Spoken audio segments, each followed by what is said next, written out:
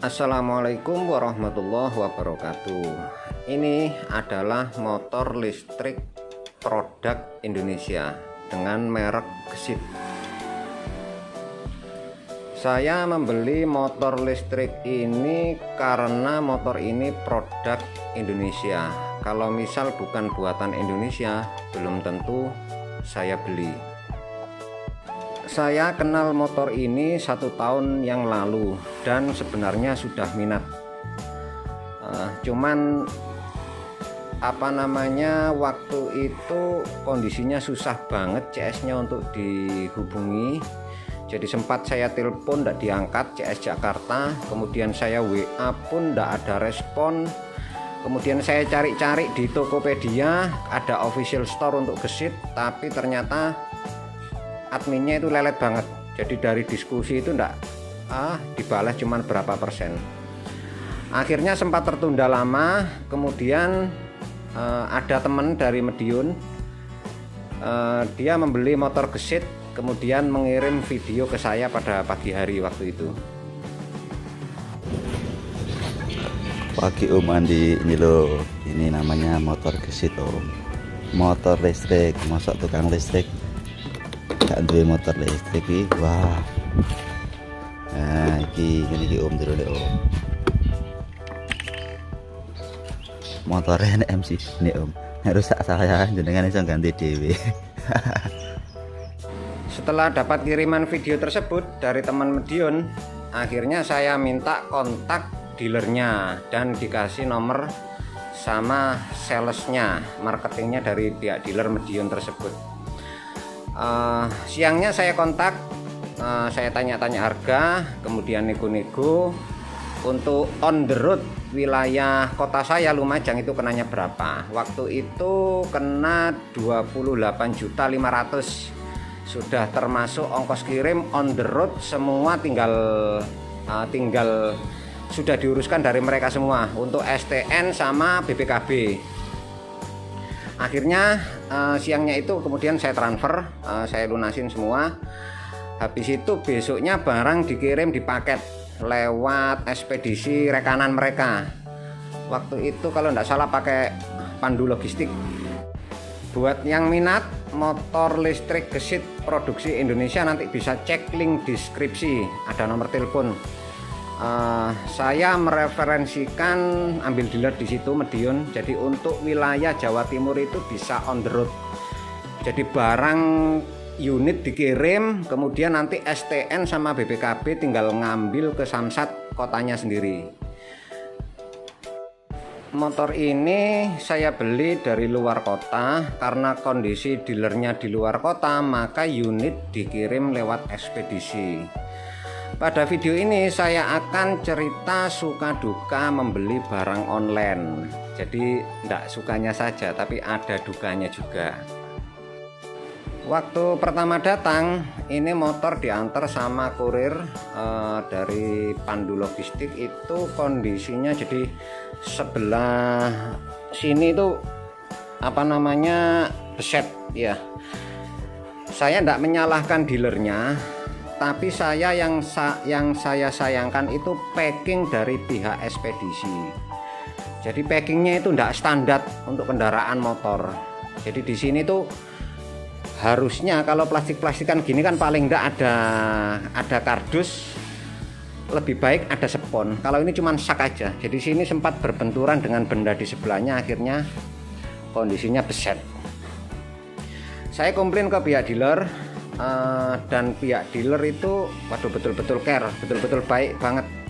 Jadi dia nyuruh untuk bawa ke tukang cat motor, mobil, nanti biayanya diganti semua. Kemudian kendala yang kedua, push tab ini kemarin sempat macet. Jadi dia tidak bisa buka, harusnya kan ditombol begini harusnya buka, dia tidak bisa buka. Kemudian saya klaimkan ke dealer, dikirimi spare part baru, akhirnya diganti. Kemudian kendala yang ketiga di sini, waktu itu batok atau totoknya ini getar ya. Jadi saat jalan itu geronjalan itu gitu. Kemudian saya klemkan, dari dealernya ganti seperangkat ini yang bagian putih sama ini, jadi ikut model yang terbaru. Kalau unit ini yang saya beli kebetulan model lama, jadi di sini belum ada skrupnya, ini juga belum ada skrupnya. Jadi kalau pas posisi jalan agak geronjalan gitu yang geder batoknya ini, totoknya. Kalau sekarang sudah oke. Sudah diganti satu set yang putih sama yang hitam ini. Saya beli motor ini tanggal 13 November dan sekarang tanggal 15 Desember. Sudah saya pakai hampir 1 bulan, 20 hari ya. Saya bayar tanggal 13, besoknya dikirim, kemudian 4 hari lagi atau 5 hari lagi baru nyampe. Jadi sudah saya pakai ya 20 harian. Dari pemakaian motor ini sudah kalau dibilang puas, sangat puas.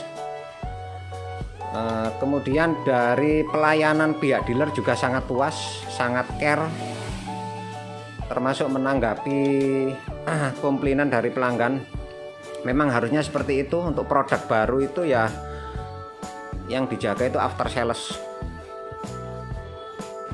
Dan hebatnya lagi, spare part rusak yang kita kirim itu mereka yang tanggung ongkos kirimnya. Jadi bukan saya bayar untuk kembalikan spare part, tapi mereka mintanya sudah Pak, itu nanti COD aja. Jadi spare partnya dikirim kemudian bayar tujuan. Lah itu yang saya kasih acungan jempol itu. Walaupun tidak seberapa biayanya, cuman kan rasa care-nya terhadap pelanggan itu yang bagus. Makanya tidak usah ragu kalau misal mau membeli motor gesit ini, langsung kontak dealernya. Setelah saya bahas suka duka membeli motor ini, sekarang kita bahas performanya dari motor ini.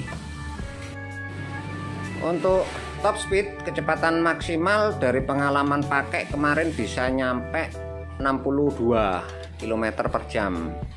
Kalau untuk estimasi baterainya habis, ini saya belum pernah membuktikan. Nanti akan saya buat vlog sampai baterainya habis.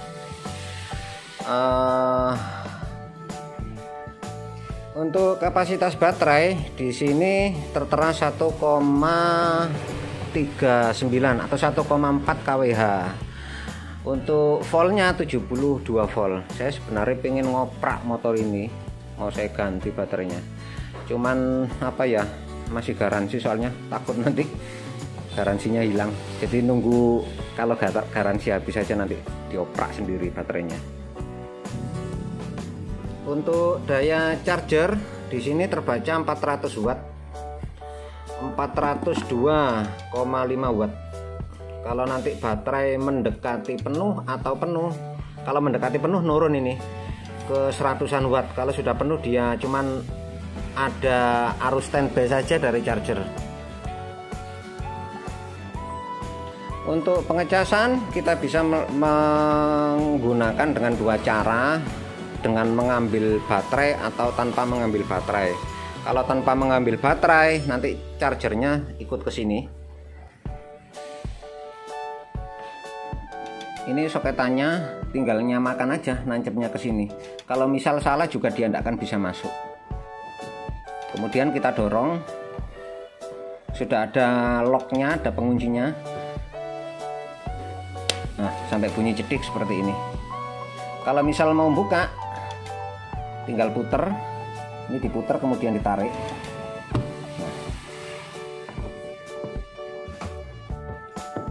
Cedik sampai bunyi cedik. Untuk tampilan speedometer di sini full digital. Saat kita pertama nyalakan seperti ini. Di sini sudah ada sensornya, posisinya sini. Jadi kalau misal siang itu dia akan kalau kondisinya siang lah begini tampilan, jadi tidak silau. Kalau posisi malam seperti ini. Nah, sensornya sangat peka, lewat di bawah pohon aja biasanya langsung berubah warnanya. Untuk mode berkendara di sini ada pilihan. Kalau gini posisinya E, Ini paling lemot. Kalau ini tengah U, kemudian kalau begini S spot. Di sini sudah dilengkapi temperatur juga, kemudian baterai kondisinya berapa persen, dan estimasi jarak tempuh. Kayak seperti ini, kalau misal baterai 54%, maka estimasi jarak tempuh 27 km. Tapi jangan dibuat pacuan mumpung belum dorong. Anggaplah kalau 27 berarti 25, anggap di bawahnya. Untuk lampu depan juga kalau malam ini terang banget, terutama pas posisi dim naik. Nah, seperti ini.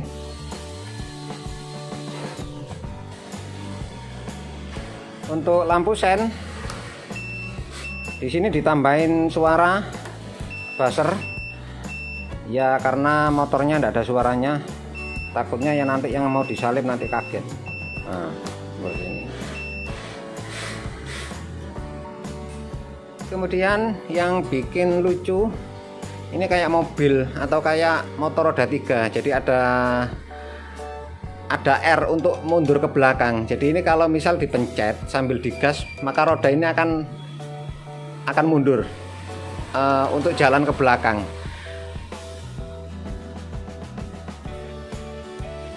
Untuk desain ini mirip-mirip kayak motor konvensional, kayak Vario. Kalau dilihat dari depan atau samping kiri itu enggak begitu kelihatan motor listriknya. Tapi kalau sudah dilihat dari belakang bagian kiri lah, ini baru kelihatan banget. Kalau pada umumnya motor matic kan ada penutupnya, kalau ini fan bell-nya kelihatan.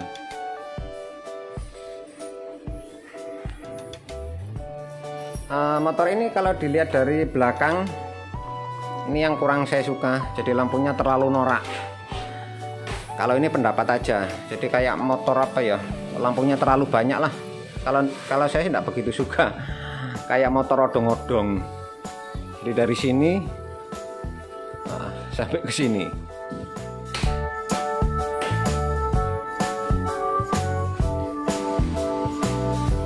Di sini ada logo merah putih. Ini sayangnya kurang besar. Kalau coba lebih besar mungkin akan lebih bangga. Motor Indonesia banget ya. Untuk tarikan awal ini tidak kalah dengan motor konvensional. Kalau kecepatan 0 km sampai ke 30 km itu nyetut, apa ya bahasanya, tarikannya enak.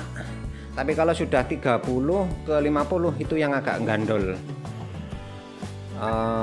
Ya apa ya, ya saya juga kurang paham tentang dunia otomotif. Jadi ini review apa yang pernah saya alami. Tapi kalau dari segi puas sih lumayan, cukup puas, bukan cukup, sangat puas dengan motor ini.